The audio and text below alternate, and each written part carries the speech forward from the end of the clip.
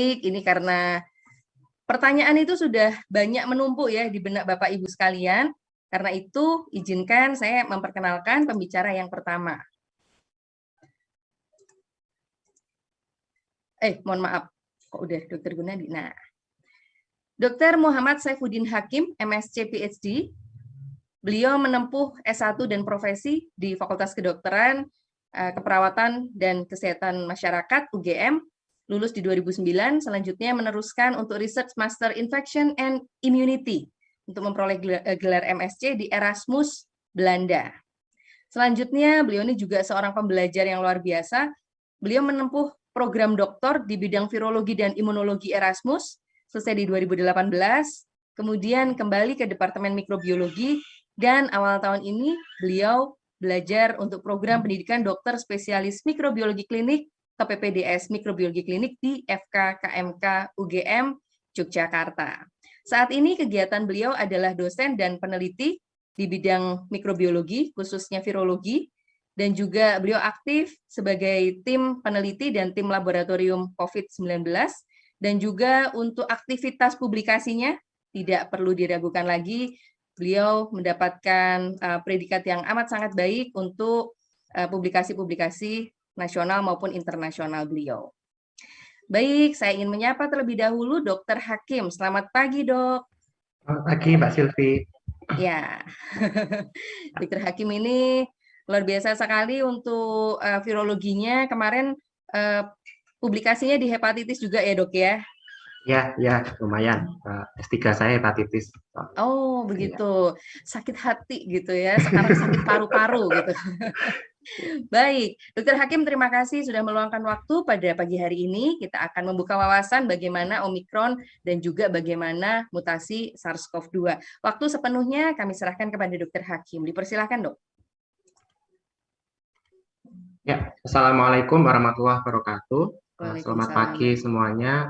Terima kasih atas kesempatan yang diberikan oleh PPK Gama yang diberikan kepada kami untuk sedikit sharing berkaitan dengan evolusi dari SARS-CoV-2 ya, dan bagaimanakah kemunculan dari varian Omikron. Jadi di sesi pertama ini saya lebih menekankan tentang bagaimanakah virus itu yang terus bermutasi selama dia masih bisa menginfeksi host, ya, baik itu host yang di manusia maupun host yang ada di hewan.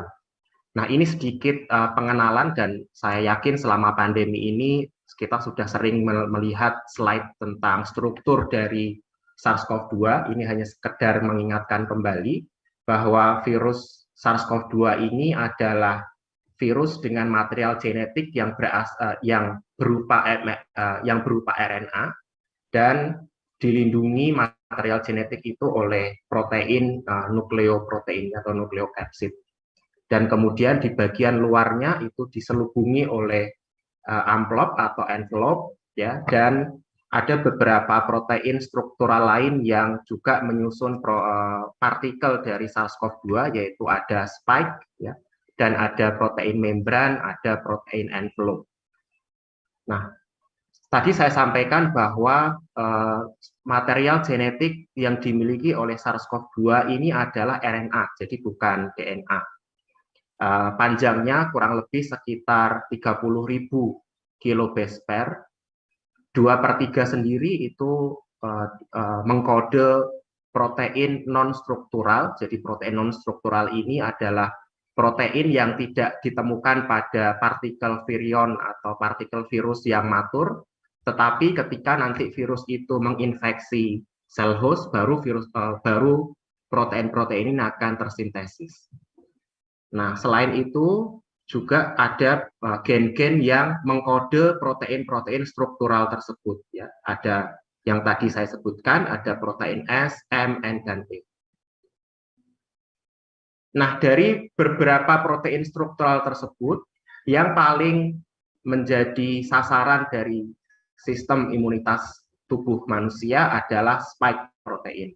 Mengapa demikian? Karena spike protein inilah yang memediasi perlekatan antara SARS-CoV-2 ini dengan host reseptornya, yaitu ACE2.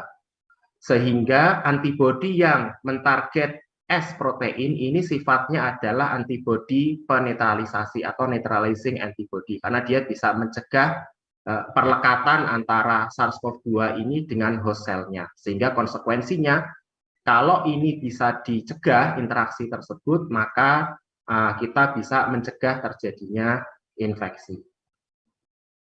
Nah, kalau kita melihat lebih detail lagi tentang struktur dari spike protein, ya kita lihat di gambar yang sebelah kiri bahwa spike protein itu terdiri dari 3 protein yang tersusun jadi satu, ya, atau istilahnya adalah trimeric, dan dia memiliki 2 subunit, ya, subunit 1 dan subunit 2. Nah, subunit 1 ini adalah subunit dari spike itu yang nanti akan bertanggung jawab terhadap pengenalan dari reseptor di hostnya, yaitu ACE2. Nah, dari spike subunit 1, yang lebih spesifik lagi nanti akan berikatan ya dengan ACE2 itu adalah suatu regio yang disebut sebagai RBD atau reseptor binding domain. Dan lebih spesifik lagi adalah asam amino yang bertanggung jawab terhadap perlekatan ke ACE2 itu disebut sebagai RBM atau reseptor binding motif. Sehingga kita bisa membayangkan bahwa ketika RBD ini adalah yang bertanggung jawab untuk melekat ke sel hostnya, maka antibodi yang ditimbulkan terhadap RBD inilah yang bisa spesifik mencegah perlekatan antara SARS-CoV-2 dan ACE2. Dan konsekuensinya bahwa pada regio inilah yang kemudian nanti virus itu akan mengalami banyak mutasi, ya, supaya bisa menghindar dari pengenalan antibodi yang dihasilkan oleh sel host terhadap reseptor binding domain.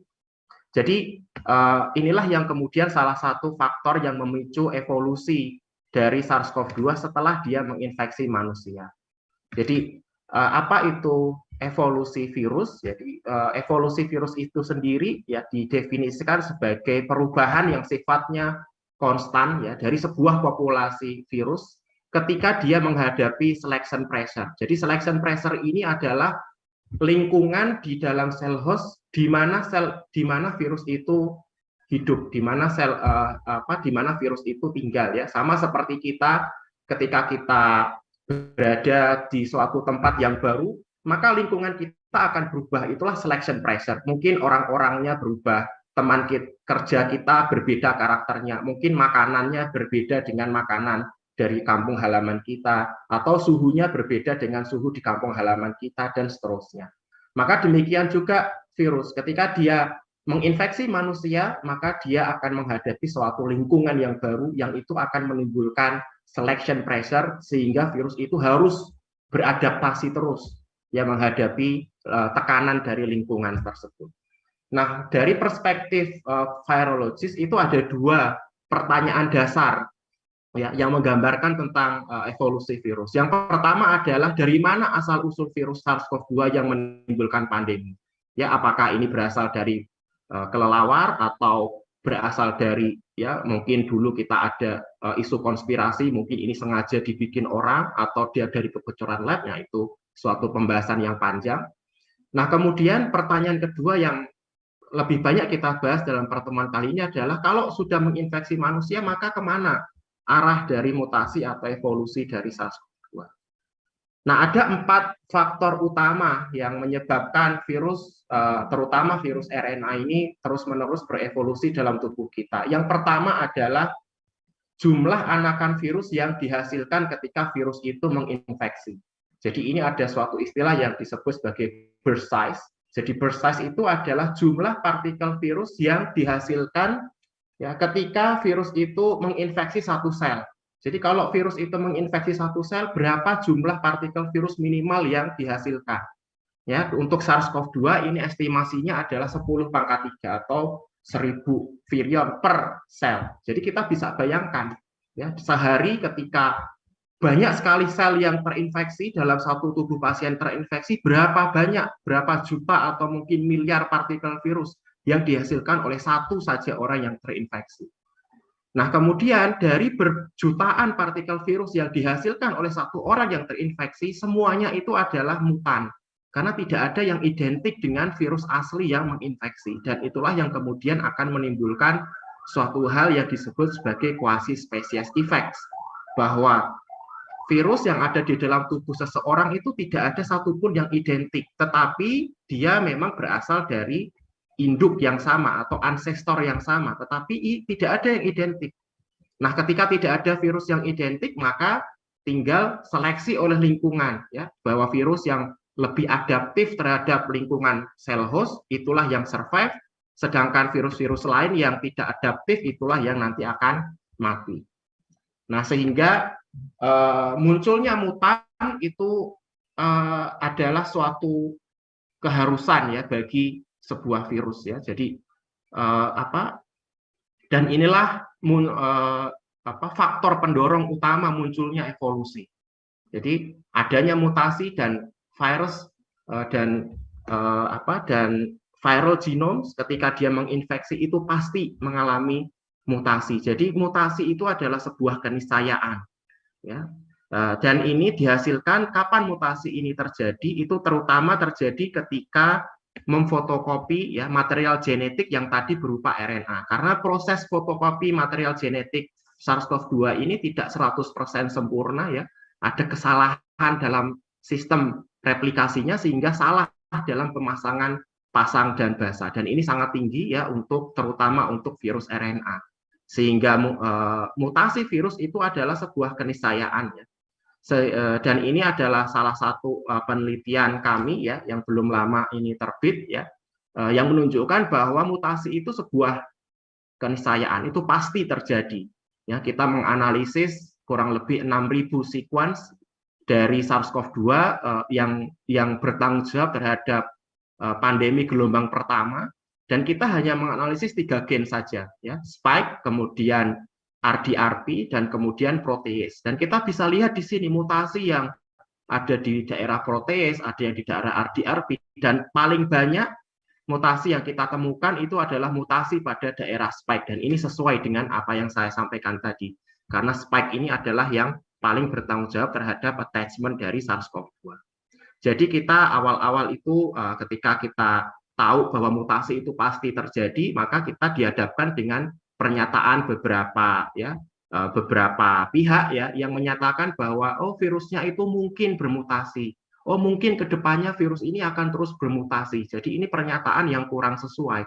Virusnya pasti mutasi ya, dan itu adalah sebuah keniscayaan menjadi sebuah virus. Jadi kalau kita melihat pernyataan-pernyataan semacam ini, jadi ini didasari kekurangpahaman terhadap bagaimanakah evolusi virus itu terjadi.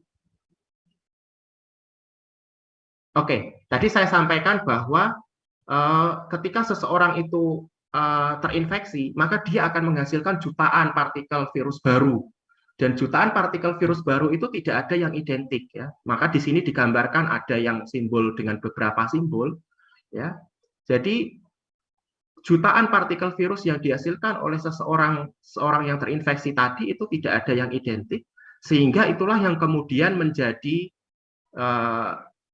bahan untuk bahan baku ya munculnya evolusi virus. Jadi ada istilah survival of the fittest, bahwasanya varian yang muncul di dalam tubuh orang yang terinfeksi dan ini memiliki ketahanan atau fitness yang lebih tinggi, ya maka dia akan survive. Ya, dan kemudian ini akan diturunkan ke anak pinak, anak keturunan virus yang lain. Ya, jadi untuk munculnya evolusi virus itu diistilahkan ya dengan istilah fitness. Ya, jadi fitness ini adalah kemampuan ya virus ini untuk bereproduksi di tubuh manusia. Ya, jadi ketika virus itu dikatakan memiliki fitness yang lebih tinggi, maka kemampuan virus yang memiliki fitness yang lebih tinggi ini bisa dilihat dari misalnya kemampuan reproduksinya yang lebih cepat, ya, atau kemampuan replikasinya yang lebih tinggi dibandingkan dengan varian yang lama, ya, atau kemampuan dari varian ini untuk menyebar ke sekitarnya yang lebih cepat atau lebih tinggi atau lebih efisien dibandingkan dengan varian yang lama, atau varian dengan fitness yang lebih tinggi ditandai dengan kemampuan varian tersebut untuk menghindar dari serbuan dari sistem imunitas. Nah, ini sebetulnya kita melihat ya bagaimanakah efek dari mutasi virus ya. Jadi mutasi virus itu jangan digambarkan sebagai sesuatu yang mengerikan ya, karena ada 3 efek ya mutasi virus. Ada mutasi virus itu yang bersifat beneficial, yang bersifat menguntungkan karena dia akan meningkatkan fitness-nya. Ada yang sifatnya itu netral. Oh, adanya mutasi itu efeknya sama saja dengan tidak ada mutasi. Jadi ini yang disebut sebagai silent mutation. Jadi efeknya itu enggak ada. Atau efeknya itu bersifat merugikan atau bahkan virusnya itu mati. Nah, di awal-awal terjadinya pandemi, itu virus SARS-CoV-2 yang baru saja menginfeksi manusia itu berada dalam fitness yang paling rendah. Sehingga adanya mutasi itu akan memberikan ruang bagi virus tersebut untuk terjadinya beneficial mutation. Jadi mutasi yang menguntungkan untuk fitness virus. Nah, mutasi-mutasi yang sifatnya menguntungkan ini akan terus berakumulasi sampai virus tersebut mengalami puncak fitness-nya.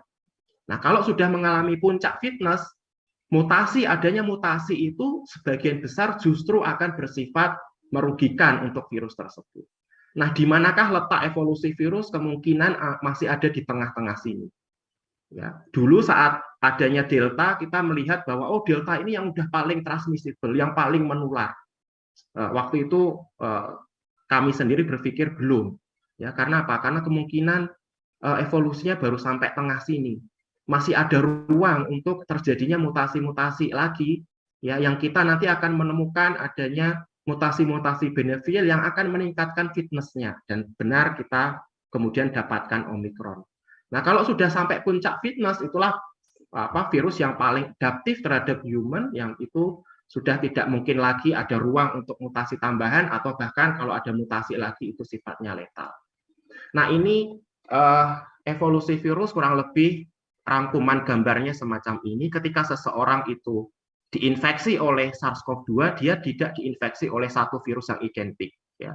Jadi virus sama meskipun SARS-CoV-2, tetapi material genetiknya itu tidak identik. Ya, bisa biru, bisa coklat, mungkin bisa kuning, dan lain-lain. Nah, ketika seseorang itu kemudian terinfeksi, maka dia akan menghasilkan jutaan atau mungkin miliaran partikel virus baru yang itu tidak identik satu sama lain. Inilah yang quasi-species effect. Maka varian yang dia nanti itu paling adaptif terhadap human, itulah yang terseleksi, bisa survive, bisa hidup lama di tubuh manusia. Sedangkan varian lain yang mungkin fitness-nya lebih rendah, dia akan terseleksi negatif, dia akan mati. Ya. Nah, kemudian virus yang bisa survive, bisa jadi dia nanti akan memiliki kemampuan transmisi yang lebih tinggi. Maka virus-virus yang memiliki kemampuan transmisi yang lebih tinggi, dia akan lanjut lagi menginfeksi orang lain. Sampai kita dapatkan varian yang paling transmissible.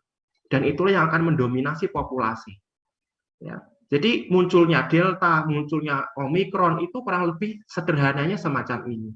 Bahwasanya dia itu bisa survive pada tubuh orang yang terinfeksi, kemudian dia terseleksi bahwa virus itulah yang lebih transmissible dibandingkan dengan varian yang lama, dan itulah yang kemudian mendominasi suatu populasi.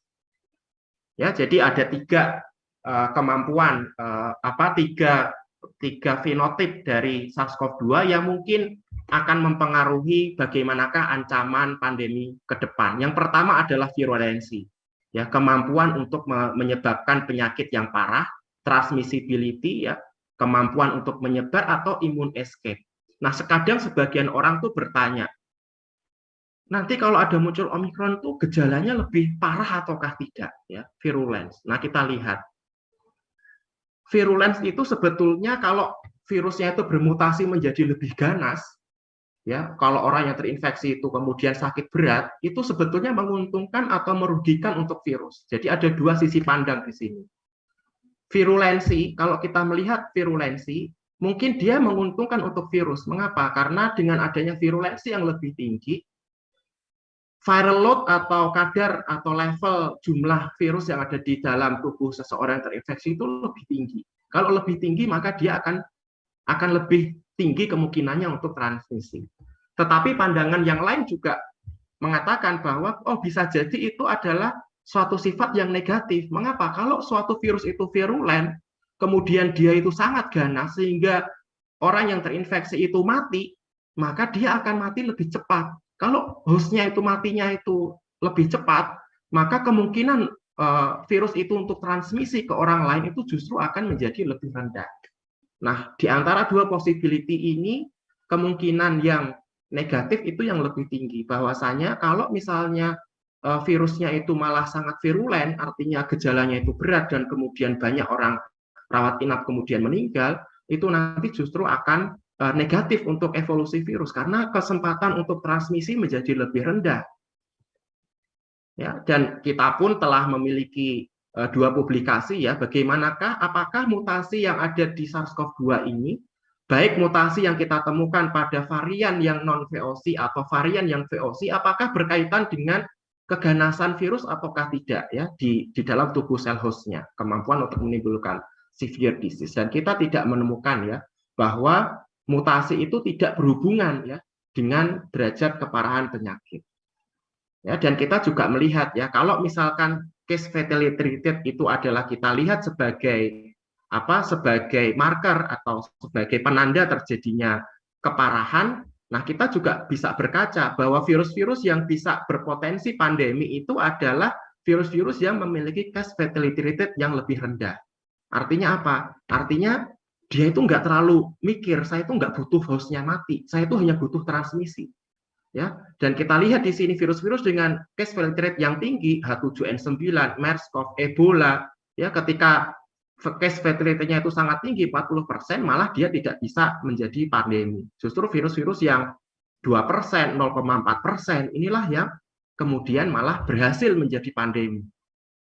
Ya, dan ini kita juga sudah pelajari ya, kita juga berkaca dari sejarah ya, dari epidemi sebelumnya, yaitu dari influenza, avian influenza ya, kita dulu sangat mengerikan ya wabah avian influenza, tapi untungnya saat itu tidak ada transmisi dari human ke human ya, padahal orang-orang yang terinfeksi flu burung ini dia menderita suatu gejala penyakit yang sangat berat ya, sehingga saat itu para ilmuwan ketika itu berhipotesis, mungkin nggak sih avian influenza itu kemudian bisa transmisi secara efektif dari human ke human? Apa sih yang kapasitas apa sih yang harus dimiliki? Ya, maka saat itu ada muncul 3 hipotesis. Pertama, dia harus bisa replikasi di daerah upper respiratory tract ya, atau di saluran napas atas. Dan dia harus bereplikasi dalam titer yang sangat tinggi. Kemudian dia harus bisa bereplikasi, dia harus muncul dalam bentuk yang not agregat ya, supaya jangkauannya itu lebih tinggi ya. Jadi ini ya yang tiga hipotesis untuk bisa efisien transmisi.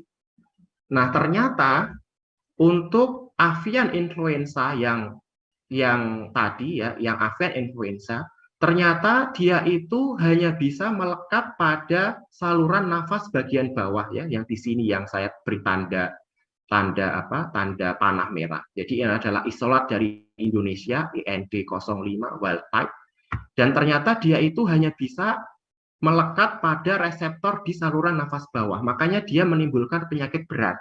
Nah, konsekuensinya karena dia hanya melekat di reseptor yang bagian bawah, dia tidak bisa transmisi secara efisien. Berbeda dengan seasonal influenza ya, human influenza yang ternyata bisa melekat pada upper respiratory tract. Nah, sehingga waktu itu kemudian muncullah mutasi-mutasi pada avian influenza yang ternyata mutasi ini menyebabkan replikasi yang efektif pada saluran nafas atas ya. Ini beberapa mutasi yang ditemukan. Nah, kemudian orang juga muncul, mungkin nggak sih mutasi ini muncul secara alami? Maka kemudian orang membuat eksperimen ya, avian influenza diadaptasikan pada saluran nafas atas ya, pada hewan coba. Ya, kalau misalkan ini saya inokulasikan pada saluran nafas atas, mungkin nggak sih nanti avian influenzanya itu bisa transmisi secara efektif? Maka di passage ya, sehingga kemudian pada passage tertentu kemudian muncullah strain dari avian influenza yang ini hasil dari adaptasi di laboratorium yang itu bisa sangat efektif untuk transmisi.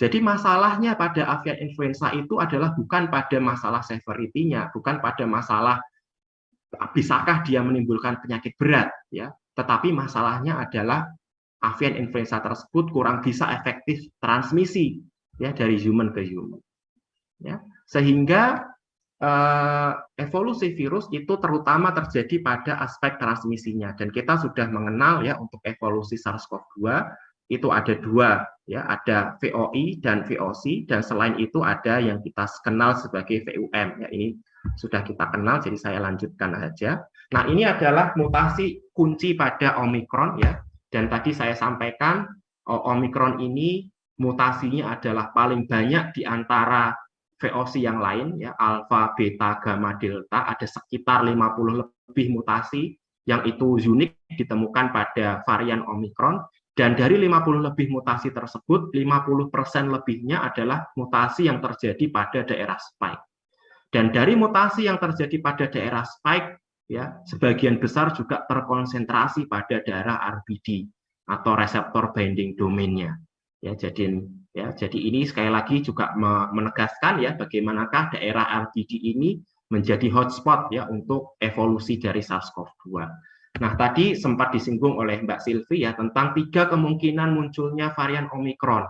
Ya, jadi ada 3 hipotesis munculnya Omikron, ya. Ini menjawab pertanyaan pertama. Yang pertama adalah Omikron ini memang udah lama muncul, ya, tetapi tidak bisa terdeteksi melalui sequencing. Mengapa? Karena bisa jadi di daerah-daerah yang kapasitas untuk melakukan genomic surveillance-nya rendah. Ini yang pertama.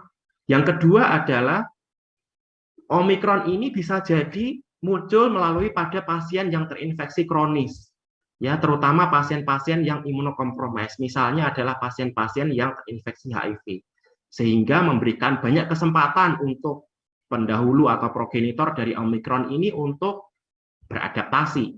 Yang pertama dan kedua ini menunjukkan bahwa Omikron itu munculnya dari evolusi yang ada di human, yang ada di manusia. Tetapi yang menarik adalah ada kemungkinan yang ketiga, ya, yaitu bahwa Omikron ini muncul karena adanya suatu proses yang disebut sebagai reverse zoonotic. Jadi setelah manusia terinfeksi, manusia kemudian menginfeksi hewan.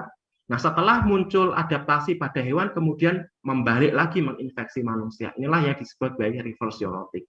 Dan menariknya justru kemungkinan ketiga inilah yang ada bukti yang lebih kuat, ya, yaitu di analisis, ya, paper ini menganalisis pola mutasi pada Omikron dan ternyata sangat dekat dengan adaptasi yang terjadi pada mouse. Ya, sehingga konsekuensinya kalau kita pada hipotesis yang ketiga ini, maka surveillance SARS-CoV-2 itu tidak hanya pada manusia, tetapi juga harus diperkuat, ya, surveillance-nya pada hewan. Nah, ini munculnya varian Omikron yang ada di Afrika, ya. Kita di Afrika Selatan itu sudah muncul 3 gelombang, ya, dan apakah ini nanti akan menjadi gelombang keempat kita tidak tahu, ya. Dan kalau kita lihat, ya, pada panah yang ini, maka Omikron hanya butuh 25 hari untuk bisa menjadi dominan. Ya, berbeda dengan beta, dia butuh 100 hari untuk bisa menguasai 50%, atau bahkan mungkin delta dia butuh 100 hari untuk menjadi 80%, tapi Omikron hanya butuh sekitar 25 hari untuk menjadi varian yang dominan di negara Afrika Selatan. Jadi menunjukkan apakah memang Omikron ini fitness-nya lebih tinggi. Dan juga permodelan juga menunjukkan bahwa SARS-CoV-2 Omikron ini kemampuannya untuk melekat pada ACE2 ini lebih tinggi, ya. Ini adalah permodelan pada komputernya. Jadi kita bisa bayangkan kalau ada Omikron menginfeksi satu orang dan dia ada varian yang lain, maka yang paling survive itu adalah Omikron karena kemampuannya dia untuk melekat pada ACE2 itu akan lebih tinggi. Nah, tetapi kita juga harus ingat bahwa sel host itu sebelum muncul antibodi itu dia harus bisa menimbulkan respon interferon dulu. Jadi interferon ini adalah substansi yang paling cepat diproduksi ketika seseorang itu baru pertama kali terinfeksi. Dan varian itu harus bisa mengatasi interferon kalau dia pengen survive. Ya, jadi ketika banyak pihak itu berfokus pada antibodi, jangan lupakan interferon. Ya, karena ketika varian itu bisa survive dari serbuan interferon response, maka dialah yang survive.